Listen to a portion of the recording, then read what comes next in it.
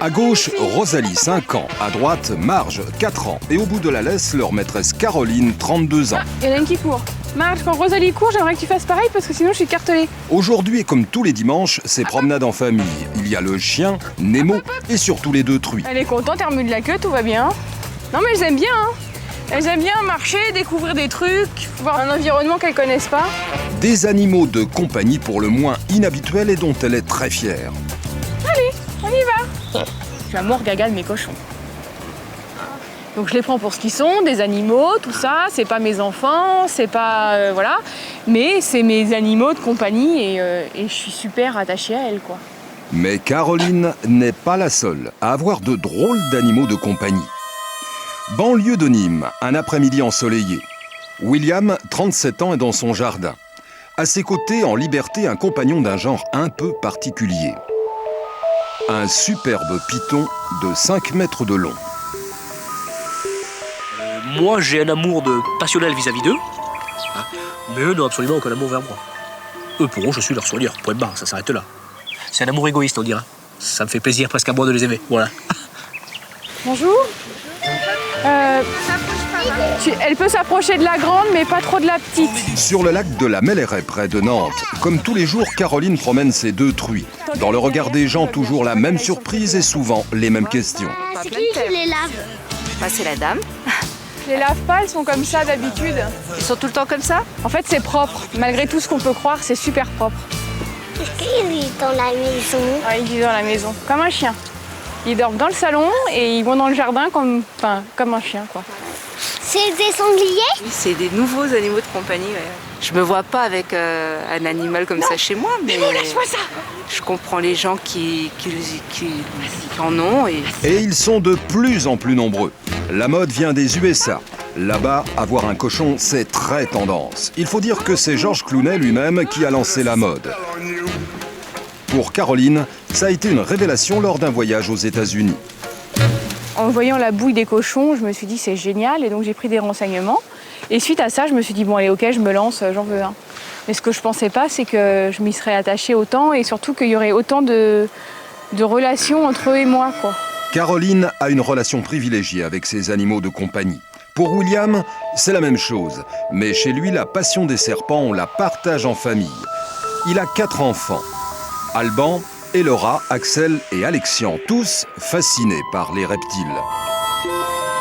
Mais William leur interdit de trop s'approcher car il y a danger. Là, lui est calme, mais un animal de cette espèce-là, un comportement normal, agressif, à cette distance, il me shoote sans problème.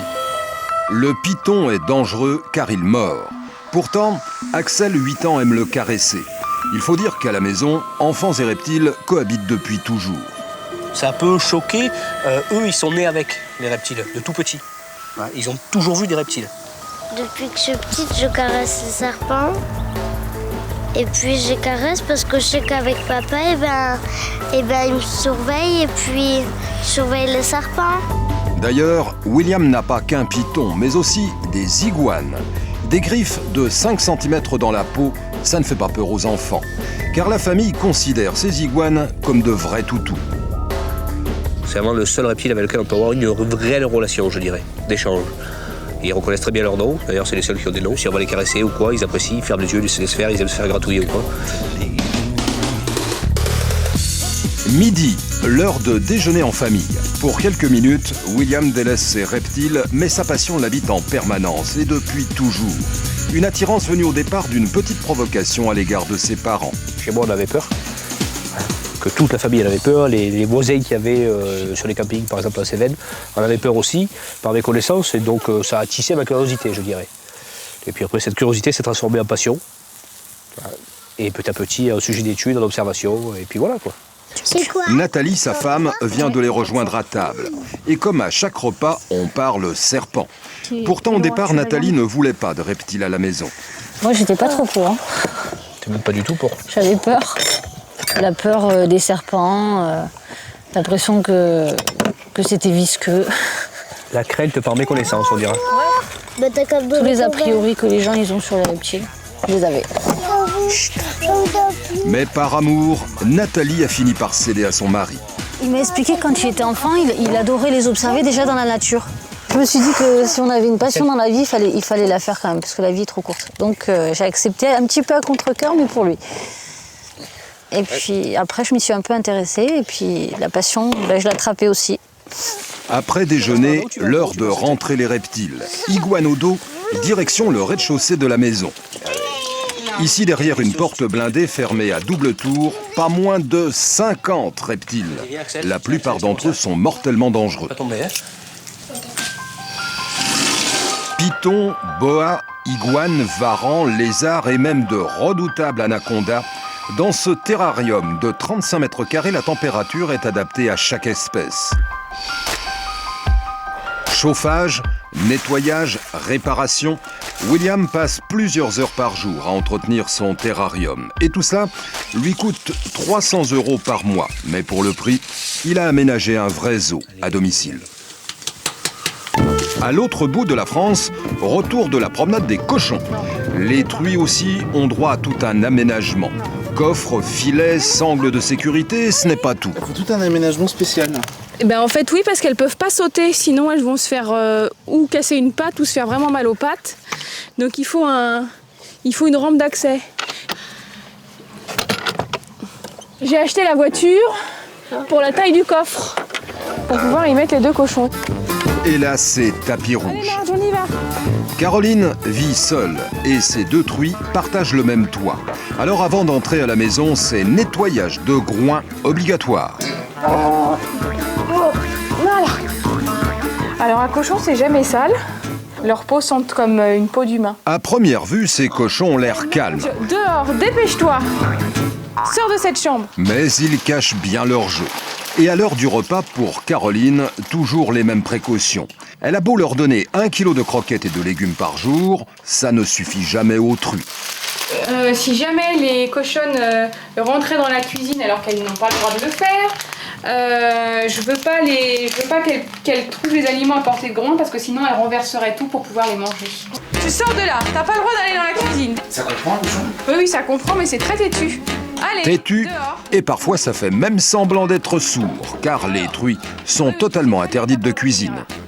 Et pour être tranquille et pas avoir à me relever toutes les 20 secondes, je fais un barrage. Non. Je dis non. Un système D plus ou moins dissuasif, mais qui devrait tenir le temps de se faire à déjeuner. Alors au menu, salade de tomates et pâtes pour changer. Tomates, pâtes, depuis qu'elle vit avec Marge et Rosalie, Caroline a modifié son régime alimentaire. Plus question de manger un seul morceau de viande. Je suis végétarienne parce que j'ai 2 cochons à la maison et qu'il était très très difficile quand je les ai eus de manger ma tranche de jambon alors qu'elles étaient en train de dormir sur le tapis du salon, quoi. Parce que pour moi les porcs c'est comme un chien ou un chat, c'est comme si je revenais à manger du chien ou du chat. Donc c'est juste impossible, quoi. Elle est tellement attachée à ses truies qu'elle s'en sépare rarement. Mais aujourd'hui, elle va faire une exception. Elle est invitée à dîner chez des amis à Nantes. Ses amis seraient sans doute ravis de la voir arriver accompagnée, mais pas par 2 cochons. Salut tout le monde! Et toujours le même scénario. Maintenant, pour ses amis, Caroline rime avec cochon. C'est un petit cadeau sympa, hein? C'est vachement gentil, La famille Janvier plaisante, mais elle ne comprend vraiment pas la drôle de passion de Caroline. Il n'y a que les enfants que ça amuse. Hein. Quand tu viens avec, ils sont ravis de les voir. Nous, pas forcément. Je comprends pas, elles sont tellement adorables. Déjà, j'ai pas envie qu'ils me retournent le terrain. Et puis j'aime le cochon, mais dans mon assiette. Pour moi, un cochon, c'est à la ferme, c'est à l'extérieur et ça rentre pas dans une maison, mais... C'est le premier animal domestique.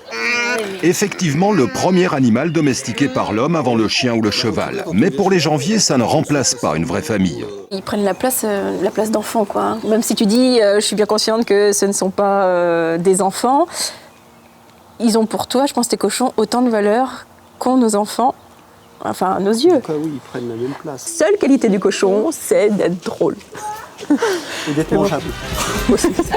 Et justement, c'est l'heure de dîner. Stéphane prépare l'une de ses spécialités, les pâtes au porc grillé. Marge et Rosalie, mais je vois que c'est un cochon, donc que c'est le même cochon avec qui tu peux jouer. Y'a Caroline, tu vois que je joue avec mes cochons. Cette provocation, Stéphane la sert régulièrement à Caroline. Mais pas question pour celle-ci de transiger. Alors, ce soir, à chacun son menu. Pâte au lard pour les uns. Merci pour ces bonnes pâtes. Et pâte nature pour Caroline. Pour elle, les dîners en ville, c'est toujours comme ça. Retour à la maison. Bah viens, fais une gratte. Pause tendresse avec Marge et Rosalie. Caroline ne se lasse jamais d'observer ses deux colocataires. Hein, c'est pas facile. C'est rigolo parce qu'en fait, l'autre elle est ultra indépendante, comme on peut le voir, elle va pas venir vers moi, mais elle cherche le contact, donc c'est plutôt sympa.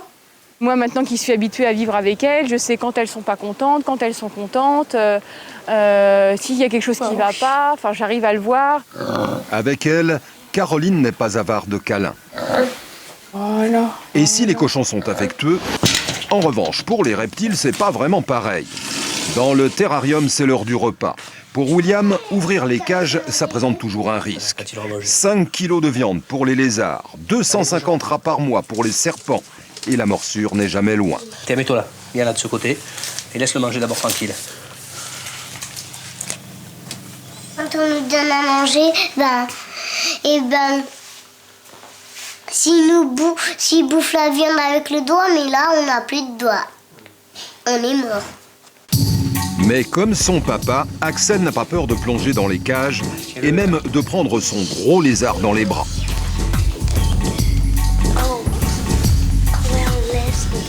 C'est le tien, ça, Axel? Oui. Il s'appelle comment? Trop. C'est bon, viens, tu as fait griffer. Eh ouais. Tu fais griffer? Il sait où il habite, lui, hein. Pour l'instant, malgré quelques griffures, tout se passe bien. Mais cela ne va pas durer. Car soudain, William sent un danger. Poussez-vous. Une attaque. Puis une deuxième. Au moment de rentrer dans sa cage, le python de 25 kilos devient agressif. Sa morsure n'est pas mortelle, mais ultra douloureuse. Heureusement, William maîtrise la situation. L'accident peut toujours arriver, ça faut pas se leurrer. Bon, ben si on est mordu, ça peut arriver. Malheureusement, c'est un accident. Mais bon, ça m'arrive à moi, ça arrive jamais au petit, ni quoi que ce soit, ni à personne autour.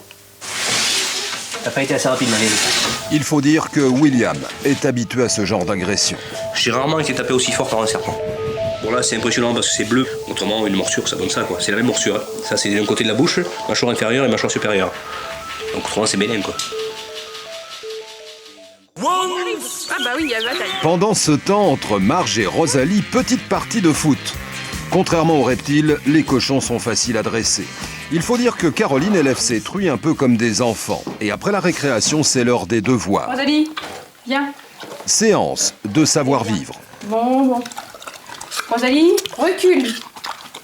Rosalie, assis. Elle consacre chaque jour 20 minutes au dressage. Assis. C'est bien. Bien, Fifi. L'éducation, c'est primordial si on veut les faire vivre dans une maison comme un chien vivrait dans une maison. S'il n'y a pas d'éducation, c'est vite un enfer. Pas bouger. Non, pas bouger. Raté. Et ça sert à quoi? Alors en fait, c'est... Non, assis, Rosalie. Assis, faut jamais céder. Pas bouger. Ça sert à leur montrer qu'il y a des règles à respecter. Et du coup, en faisant ça, elles prennent confiance en vous. Et elles respectent les règles que vous leur imposez. Si vous ne faites pas ça, elles n'auront pas de respect pour vous et elles feront exactement ce qui leur chante dans votre maison. Et ce qui peut vite transformer votre salon en un espèce de capharnaüm géant. Son savoir sur l'éducation des porcs, Caroline veut le partager. Pour ça, elle a créé l'association française de protection des cochons de compagnie, l'association Groin-Groin. L'association, on est là pour en fait donner des informations aux gens qui ont des cochons pour pouvoir s'en sortir et que tout se passe bien. Parce que notre but premier, c'est d'éviter les abandons. Donc on essaye de décourager les gens qui veulent prendre des cochons sans connaître vraiment ce que c'est qu'un cochon, parce qu'ils ont des mauvaises surprises et ils les abandonnent. Et on veut aider les gens qui en ont à les garder et à donner des infos pour que tout se passe au mieux chez eux. Son association compte déjà 60 militants préoccupés avant tout par un problème crucial, la défense des cochons. Enfin, Caroline. Souvent, Caroline rend visite à ses adhérents. Bienvenue chez Monique et Philippe, les heureux propriétaires de 3 cochons de compagnie. T'as une tête énorme, tu le sais ça. Bah, c'est lui qui a un grand père sanglier. Ah, c'est Ouais. ça, ok. Parce C'est pour ça qu'il y a des belles dents là. Gabriel, c'est un peu notre aîné. Sans lui, on serait perdu.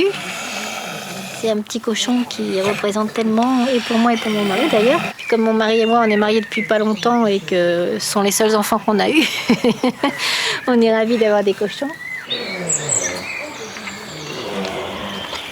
La passion des cochons, ça existe, mais l'amour des reptiles aussi. D'ailleurs, chez les Lopez, serpents et lézards sont devenus une véritable histoire de famille. T'es content? Ouais, ça fait partie de nous, ça a pris une grande place dans notre vie. C'est un besoin, il y en a qui ont besoin d'avoir un chat ou un chien. Et ben nous, on a les reptiles.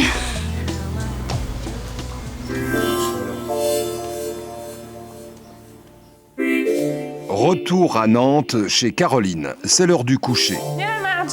Il est 22h. Tous les soirs, un câlin avant de se mettre au lit. Et maintenant? Et maintenant, c'est dodo time. Elles dorment dans les couvertures en tas. On va juste les laisser se poser un peu. Couverture en laine, polochon, elles sont choyées comme des enfants. Je les adore, je pourrais jamais m'en séparer. Je me fais beaucoup de soucis quand elles sont malades. J'y tiens comme avec un être vivant avec qui tu passes du temps en fait. Cochon ou serpent pour les propriétaires des nouveaux animaux de compagnie, chaque jour est une aventure.